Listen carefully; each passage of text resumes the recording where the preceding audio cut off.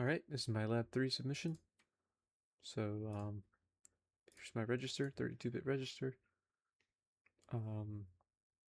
Yeah, so address 0 is always going to be 0, no matter what. If I try and change it like so, turn the right on, and address 0, clock tick, nothing changes. But if I change my address to 1, clock tick, we stored our value. Cool. I can even go to this address, store my value here, and have that one go there, and have that one go there. Ta-da. Two at the same time. I'll put a different value at that address, just so you can see they're different.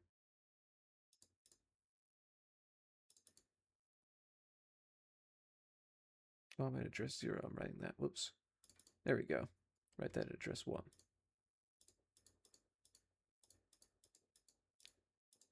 And we can view two different addresses at the same time. Next, our memory. This is a 4 GB memory module. I'm not going to get into how it works. It's not required, it's just a demonstration of it working. So, at address 0, everything's 0, I'm going to write this whole bit, a byte of all F's, and I'm going to make it 1 byte. So we're going to write it like so, and then we're going to read it. And that didn't work. Let's try storing the whole thing. There we go. It's doing that because it stored something earlier. Let me clear it. Probably shouldn't have had them both hooked up to the same thing.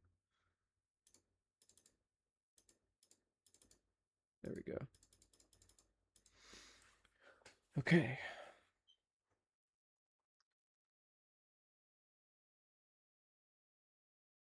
Now let's get our data like so. We're going to start at address 0, whole size, bam, whoops, bam. Now we're going to read it.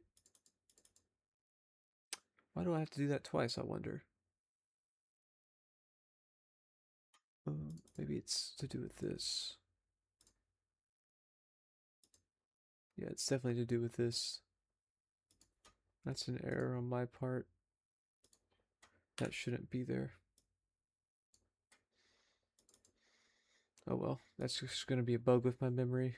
Like, if I change my address midway, like so, sometimes it'll appear and disappear without a clock cycle, but that's okay.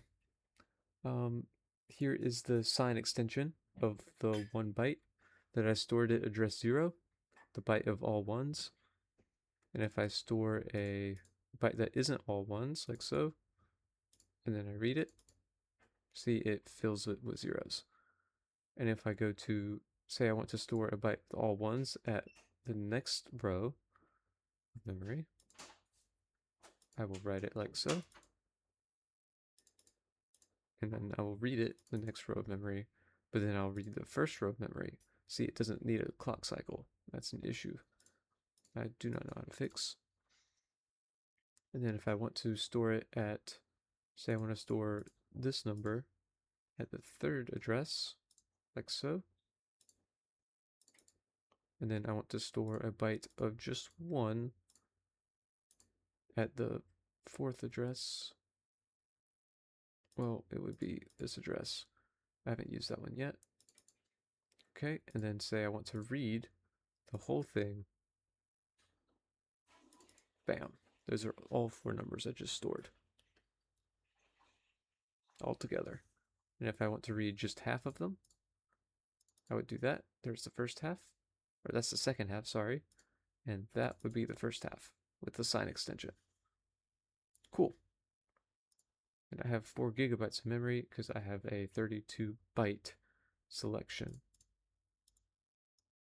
32 bits to select my bytes. Awesome.